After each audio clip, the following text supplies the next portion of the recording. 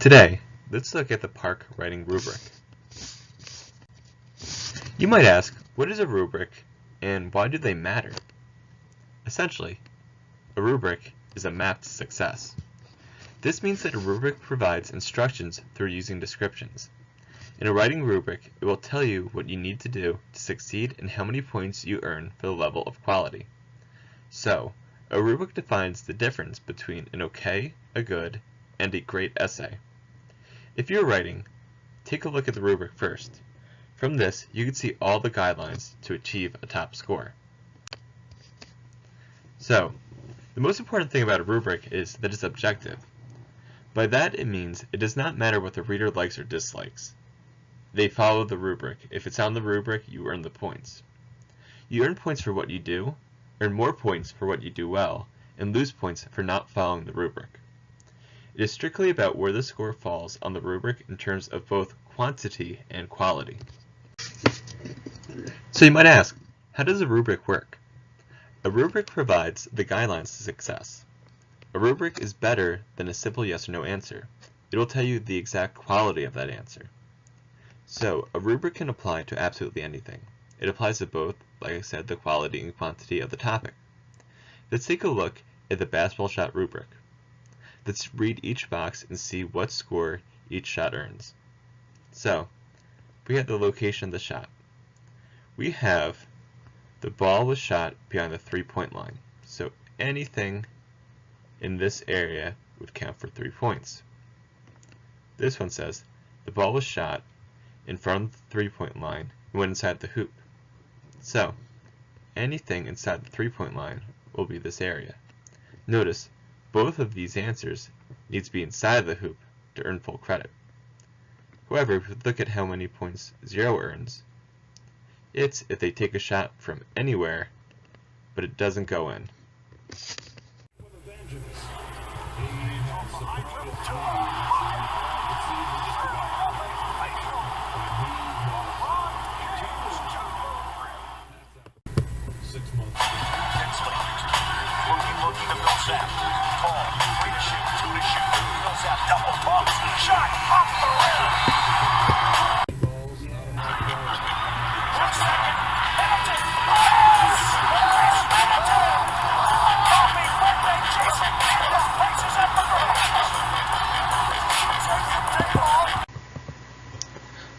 So, while looking at the park rubric, you might ask, how does it guide my success and how can I get points? Well, first off, I want you to notice that this bottom part, which is about written knowledge of language and conventions, that's your spelling and grammar, doesn't have a 4th point place.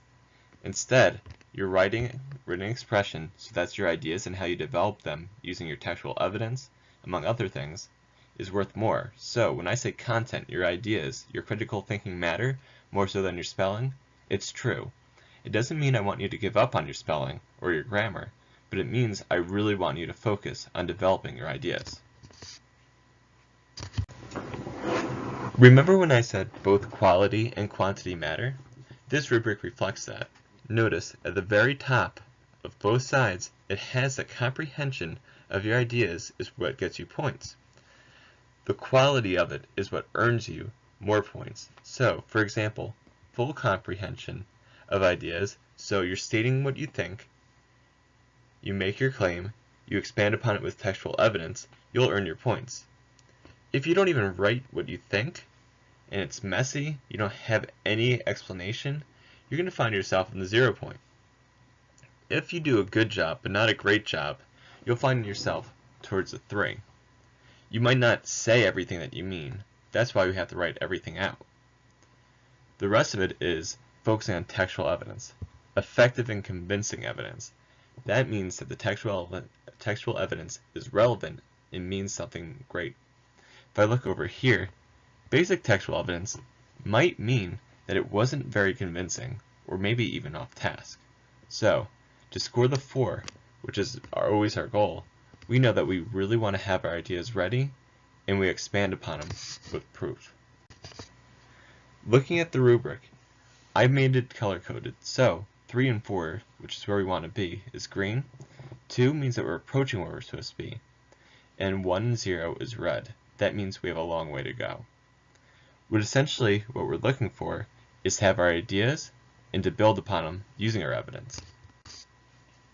So, over here, we can see effective comprehension development of the claim and topic.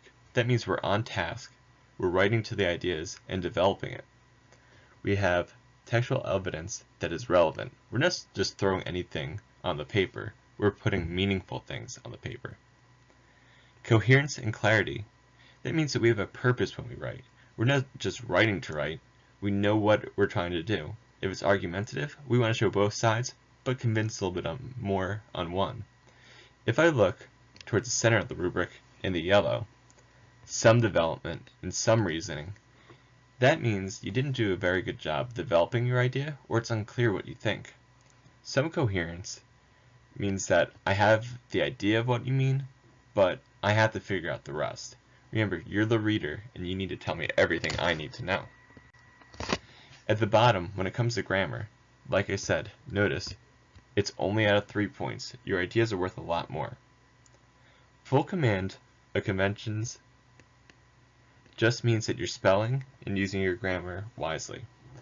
It doesn't say we have to be perfect. We can make a few mistakes. We want to make sure, more than anything, that our meaning is clear. If we look towards the yellow, some command means that our sentences might not all make sense, but they generally do. We can have a few errors, but most importantly, we retain clear meaning. You know what you're saying, and you're expanding upon it. So, remember, the rubric is your math success.